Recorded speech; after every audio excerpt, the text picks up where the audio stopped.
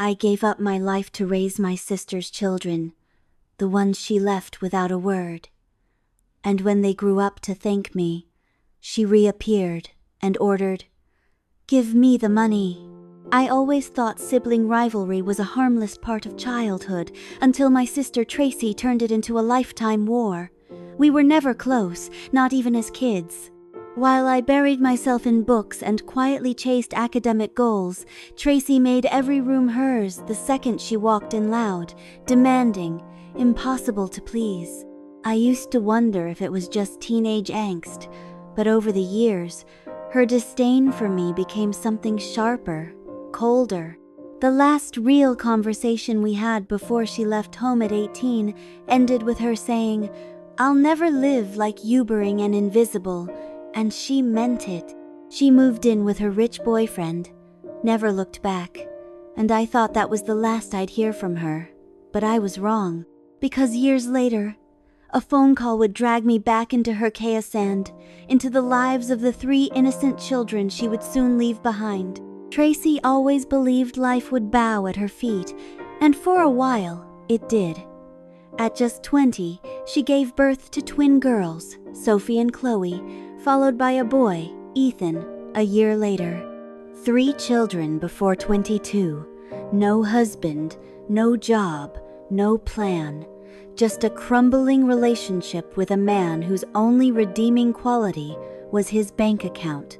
When he inevitably cheated, she was blindsided, not by heartbreak, but by the sheer panic of losing her financial lifeline. He paid child support, yes, but signed away all parental rights, vanishing from their lives like a ghost in a rear-view mirror. Suddenly, Tracy was alone, and the world she had constructed on borrowed money and borrowed time collapsed overnight. I remember the day she called me, not to reconnect, not to apologize, but to ask for help. Her voice cracked as she told me she didn't have formula for the babies, didn't know how to pay rent, didn't even own a stroller that worked. Despite everything her cruelty, her arrogance, I found myself driving over with diapers, groceries, and a pit in my stomach. I told myself it was for the kids, not for her. And it was. Our parents chipped in too, stretching their retirement savings to keep the roof over those children's heads. But Tracy, she didn't change. She drifted from minimum wage job to job, complaining that she deserved better. She couldn't understand why the world wouldn't hand her a shortcut. Meanwhile, those babies cried for food, for comfort, for a mother who saw them as more than obstacles. It was the first time I looked into their little eyes and felt something fierce rise in my chest. If she wasn't going to protect them, someone had to. I just didn't know then that someone would be me for nearly the rest of my life. I told myself it was temporary, that stepping in for a few months wouldn't change anything. But months turned into years, and every visit to Tracy's apartment revealed a new crack in the foundation of their lives. The place reeked of exhaustion and resentment. Toys scattered across stained carpets, dishes piled in the sink, and 3 small voices begging for attention in a home that gave them none. Tracy was always either coming back from a job she hated or getting ready to leave for a new one she barely cared about. And when she was home, she wasn't present. She scrolled her phone, shouted orders, or locked herself in her room while the kids fended for themselves. I didn't know how to save them, but I knew I couldn't abandon them. I started showing up more, bringing groceries, reading bedtime stories, holding them when they cried because Mommy said we're too loud.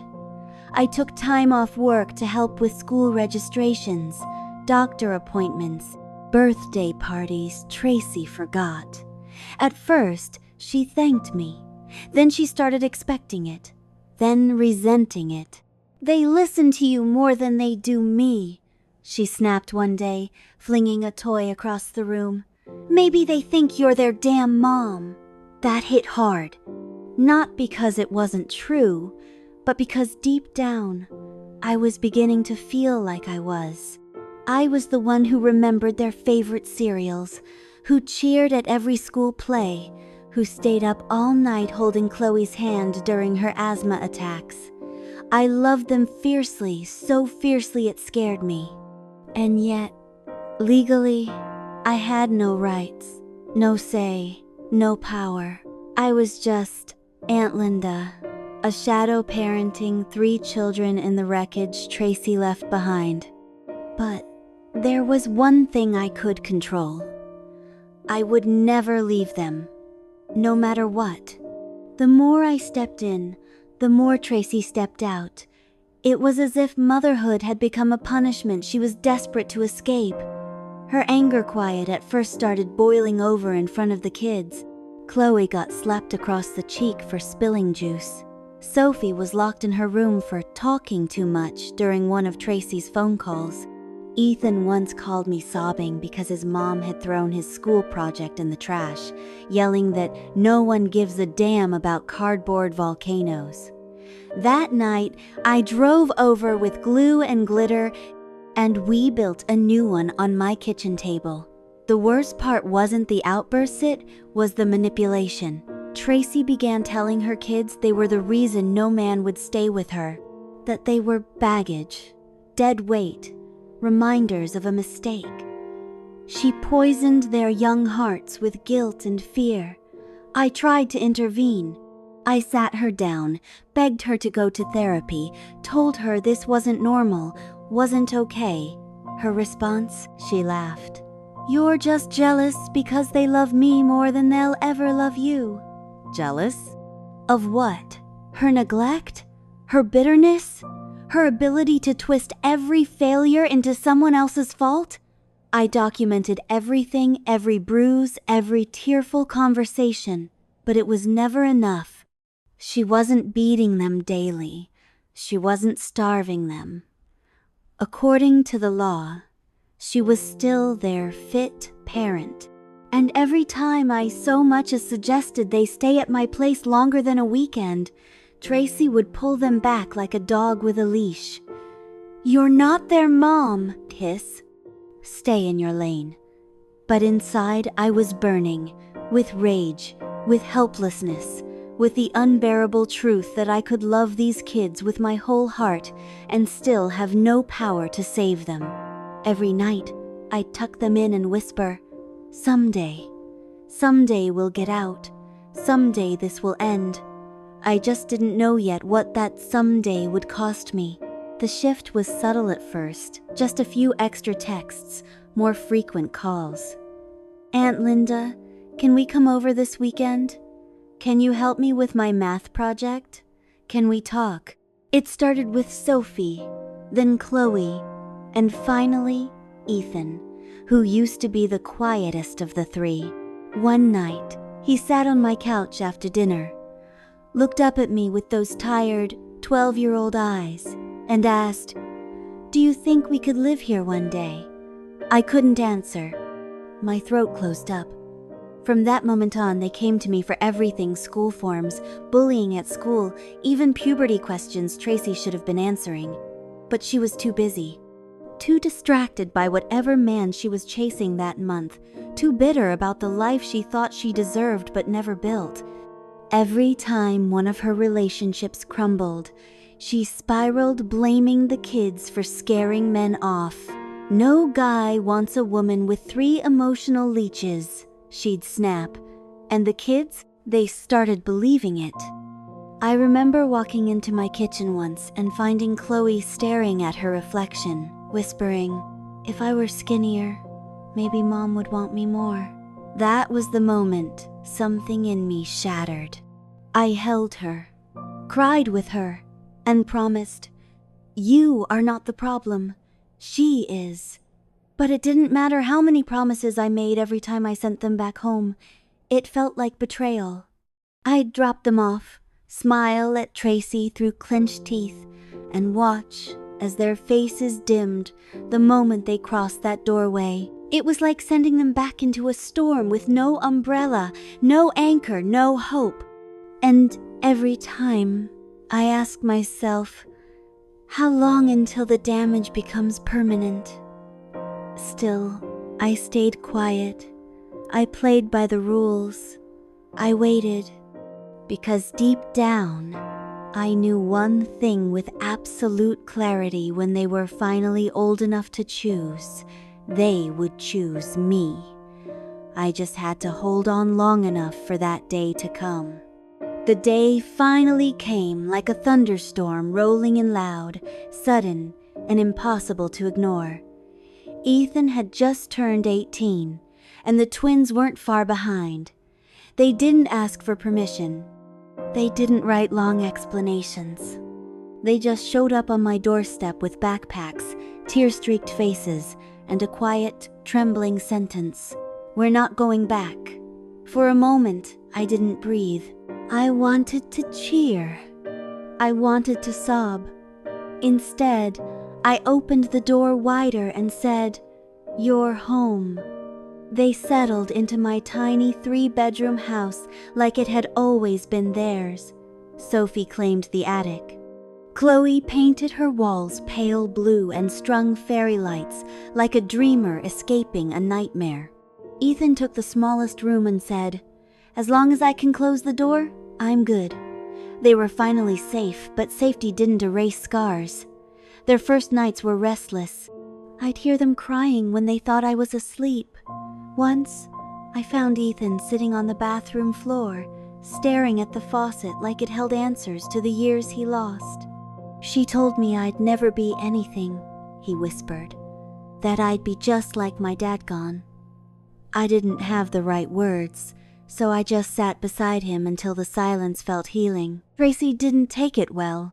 She called me, screaming, "You stole them from me! You waited until I did all the work, then snatched them away!" Her voice cracked with rage and something else, panic. Maybe she'd realized she had nothing left to manipulate. Maybe, deep down, she knew she'd never been their mother in the way I had. I said nothing. There was nothing to say. The kids had chosen. Not out of revenge. Not out of impulse. Out of survival. After that, Tracy vanished. She blocked us all on social media, refused to speak to our parents, and disappeared from every holiday, every phone call, every family gathering. And you know what? None of us missed her. Not really.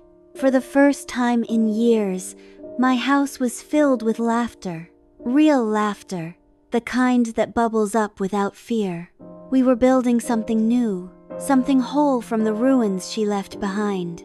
Tracy's silence wasn't peace, it was a void, one we didn't trust. For a while, the kids especially, Chloe kept looking over their shoulders, waiting for the blowback. "She's going to come back," she whispered once, voice small and shaking. "She always does." But she didn't. Birthdays came and went. Holidays passed. College acceptances were celebrated with cake and hugs in my kitchen, not a single word from their mother. It was as if she'd erased them, and in a twisted way that hurt them more than her cruelty ever did. Our parents, once trying to stay neutral, quietly faded into the background. They were tired, maybe ashamed.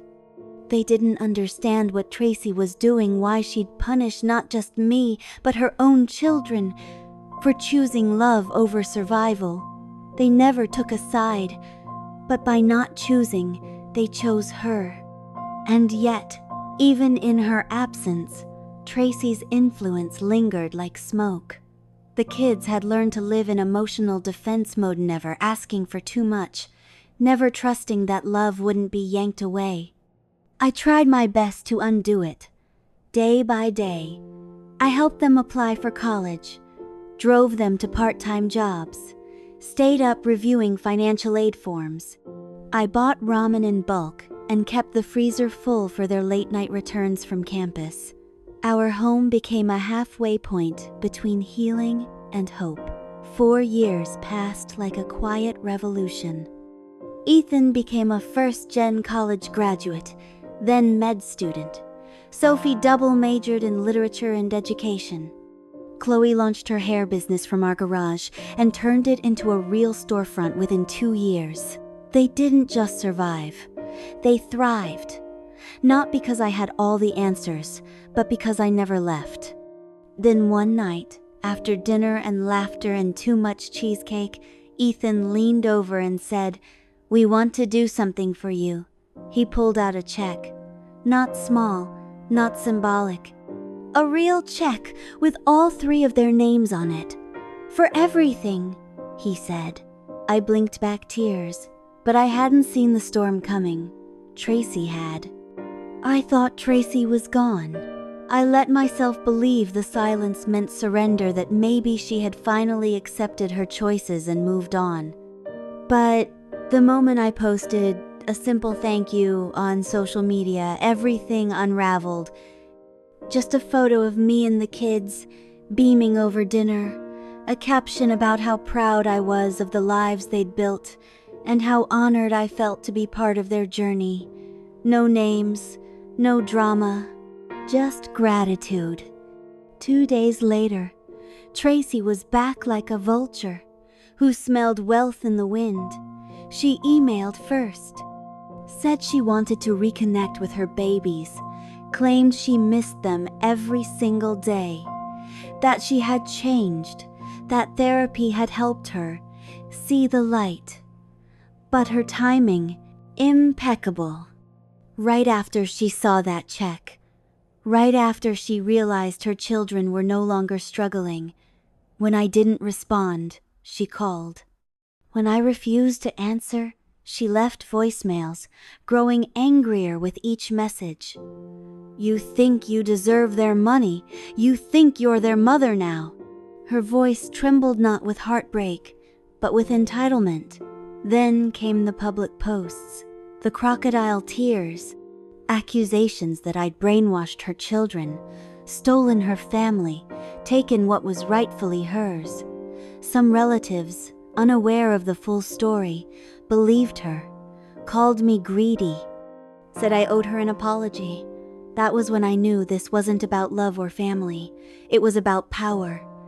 Tracy didn't want her kids back. She wanted control. And now that control looked like $signs and social status. She didn't reach out when Ethan got into med school, or when Chloe opened her business, or when Sophie published her first article.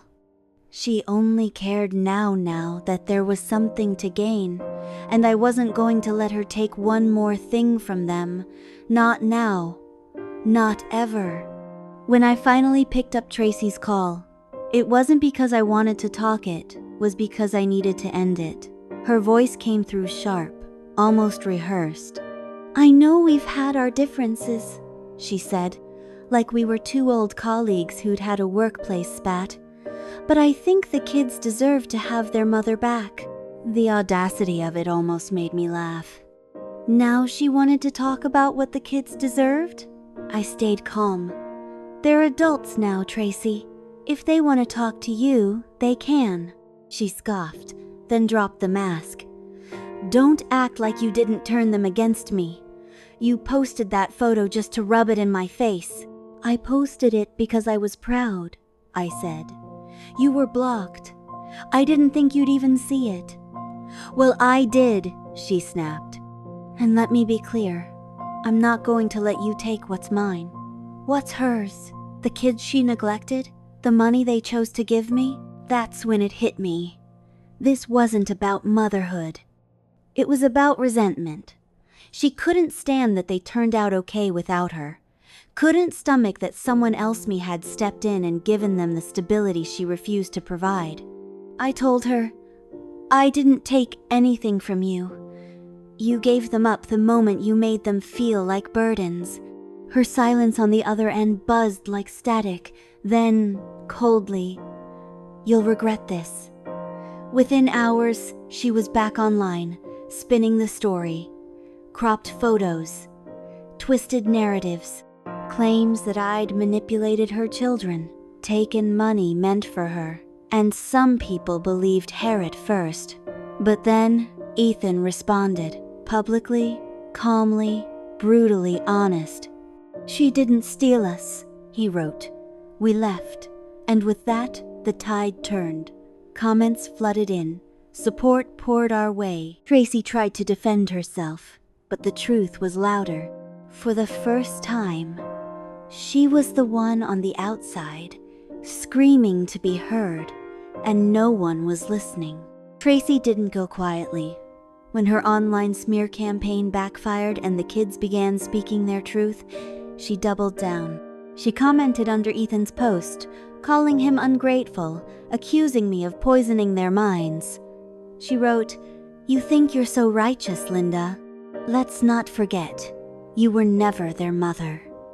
Chloe replied with a single line that made my chest tighten. "No, but she showed up, which is more than you ever did." That set Tracy off like a ticking bomb. The comments spiraled into a live battlefield, words hurled like knives. Tracy tried to rewrite history, insisted that her absence was because we stole her family. But for every lie she told, Ethan, Sophie, and Chloe were right there, calmly recounting childhood memories. Missed birthdays, empty refrigerators, nights hiding in closets while their mother screamed at boyfriends. Truth piled on truth until even strangers began to turn on her. "You abandoned them," one user wrote. "And now you're mad they moved on?" Then, in true Tracy fashion, she began deleting her comments on by one trying to erase the damage. But it was too late. Screenshots had already spread. The narrative she tried to control had unraveled, and all that remained was the raw, undeniable reality of who she had been and who she had never been. A mother. In the end, she blocked us all. Again. Even her own children, like she couldn't face the mirror she'd been forced to look into. But I wasn't relieved. I was exhausted. Not from the fight, but from the years leading up to it. Years of quiet resilience, of carrying a weight she never should have placed on me. But I carried it, willingly. And now, finally, the world knew why. After Tracy vanished from the online battlefield, there was a strange stillness, like the eye of a storm that had already torn through everything and left only debris behind. But she wasn't done. A week later, she sent me one last message. No apologies, no reflection. Just a bitter line that dripped with venom. "I hope you're happy now. You turned them all against me. You made me the villain." I stared at the screen, heart pounding not out of fear, but disbelief. Tracy still believed this was about her. Even after all the pain she caused, all the years of absence and cruelty, she painted herself as the one who'd been wronged. No mention of Ethan's asthma attacks she ignored. No remorse for the times Chloe cried herself to sleep because her mother had said, "You're just like your deadbeat dad." No acknowledgement of Sophie's panic attacks during final exams while Tracy was off chasing men who never stayed. Just blame, as always. I didn't respond. Not because I didn't have words, but because I finally understood something. Tracy wasn't capable of change. Not truly. She didn't want healing. She wanted control. And now that control had slipped through her fingers. She was lashing out like a cornered animal. The kids saw the message too. Ethan, calm as ever, said, "She can scream into the void all she wants, we're not going back." Sophie cried quietly that night, not because she missed her mother, but because she finally accepted that she never had one. And Chloe? She simply said, "She's the only one who doesn't realize she was the villain all along." We sat in silence that night, not out of sadness but release. The war was over. And for the first time in years, the house didn't feel heavy with the weight of what-ifs. Tracy was gone. truly gone, and we weren't mourning her absence. We were finally breathing in her silence. Peace, when it finally came, didn't arrive with fanfare. It came in the form of quiet mornings, untouched by dread, of unopened messages, of laughter that no longer carried the weight of fear. Tracy was gone not just from our inboxes or social media feeds, but from our lives. And we didn't chase after her. There were no more confrontations, no more attempts to make her understand. Because the truth was, we didn't need her understanding. We had our own. The kids knew who had been there when their fevers ran high, when their hearts broke, when the world felt too big and cruel. They knew who stood in the bleachers, who picked up the pieces, who never walked away. One evening, Ethan said it best as we stood by the kitchen sink, watching the sunset filter through the window. "We're not broken, Aunt Linda. We're just rebuilt." I didn't reply. I just nodded, holding back tears, because in that moment I realized we weren't surviving anymore. We were living, freely, fully. Tracy's chapter had closed. Not with forgiveness, not with redemption, but with the quiet kind of justice that only truth can deliver. And in the absence of her chaos, we finally found our peace.